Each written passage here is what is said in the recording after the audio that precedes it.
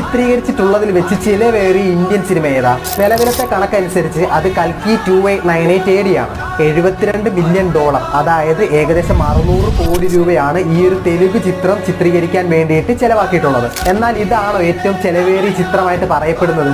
അല്ല, ഇന്നത്തെ കണക്കനുസരിച്ചല്ല. അണിയറയിൽ ഒരുങ്ങുന്ന രാമായണ എന്ന ചിത്രത്തിന് വേണ്ടിയിട്ട് ഏകദേശം 835 കോടി രൂപയാണ് അതിന്റെ നിർമ്മാതാക്കൾ ചിലവാക്കുന്നത്. നിലവിലെ കണക്കനുസരിച്ച് അതാണ് ഏറ്റവും കൂടുതലായിട്ട് പറയപ്പെടുന്നത്. രൺബീർ കപൂർ, യഷ്, സായി പല്ലവി എന്നിവരെ പ്രധാന കഥാപാത്രമാക്കിക്കൊണ്ട് അണിയറയിൽ ഒരുങ്ങുന്ന രാമായണ അത് സംവിധാനം ചെയ്യുന്നത് നിതീഷ് തിവാരിയാണ്. ഈ സിനിമയുടെ മറ്റൊരു പ്രത്യേകത എന്താണെന്നറിയാമോ? 2 ലെജൻഡ്സ് ആയിട്ടുള്ള ഹാൻസ് സിമ്മർ സാറും AR റഹ്മാൻ സാറും കൂടെ മ്യൂസിക് ഡയറക്ഷൻ ചെയ്യാൻ പോകുന്ന ഒരു സിനിമയും കൂടിയായിരിക്കും രാമായണ.